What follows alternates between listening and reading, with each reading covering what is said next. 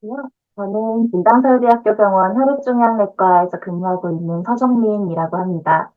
오늘 그 절제 가능한 폐암의 치료 옵션이라는 주제로 그레이스라는 플랫폼을 통해서 한국어를 하시는 여러 분들께 소통할 수 있는 기회를 갖게 되어서 대단히 뿌듯하고 뜻깊은 기회로 생각합니다.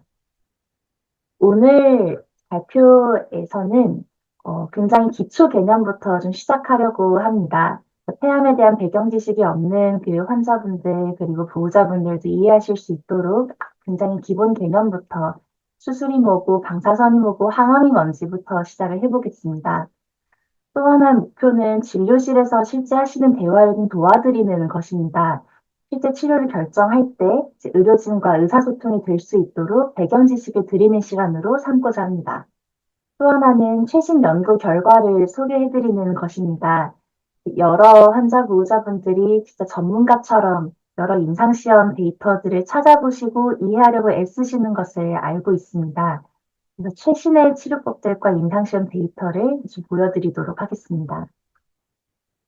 오늘 강의는 첫 번째로는 폐암이 무엇인지에 대한 개괄 말씀드리고, 두 번째로 기존에 하고 있던 치료에 대해 설명드린 뒤에 메인 부분으로는 새로운 치료, 특히 면역항암제와 표적치료제에 대해서 좀 소개드리도록 하겠습니다. 먼저 첫 번째 폐암에 대한 개괄입니다.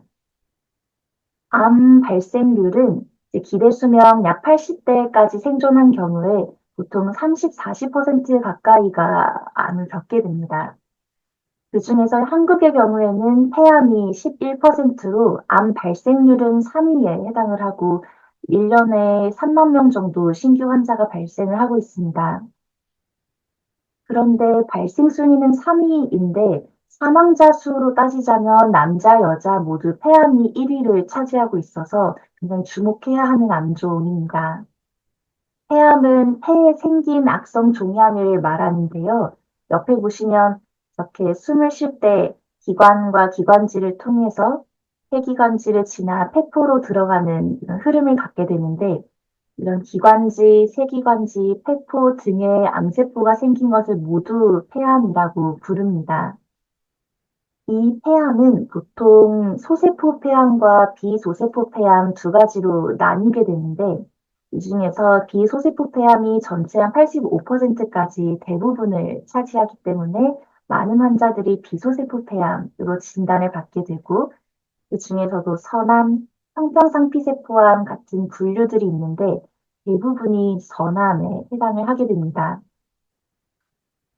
폐암의 위험 요인은 가장 잘 알고 계신 흡연이 70% 정도를 차지하지만 그 외에도 한국에서 대단히 높게 나타나는 이런 미세먼지, 그리고 라돈과 같은 실내 방사선, 가족력 등이 모두 폐암 가능성을 높이는 요인들입니다. 폐암의 기수는 알고 계시다시피 1기부터 4기까지 분포를 하는데요.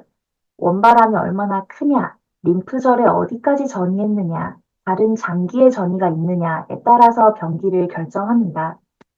조그맣고 림파선에 안 가면 1기, 크기가 좀 되고 근처 림프절에 가면 2기, 가운데 있는 아니면 반대쪽에 있는 멀리 있는 림파선까지 가면 주로 3기, 그리고 간이나 다른 곳에 이제 전이가 생기면 4기라고 부르게 됩니다.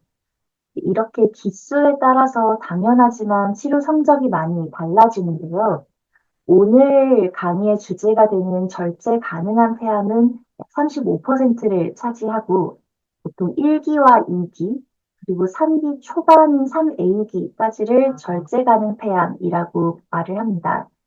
35%이고 보시면 폐암 전체의 5년 생존율이 40% 정도로 매우 좋지 못한데 3기와 4기에 진단받는 사람들의 생존율이 불량한 것이 원인이 되고 1기, 2기에 진단된 경우에는 상대적으로 생존율이 우수하지만 그래도 다른 더 순한 암들과 비교했을 때는 훨씬 우려스러운 수치를 보입니다.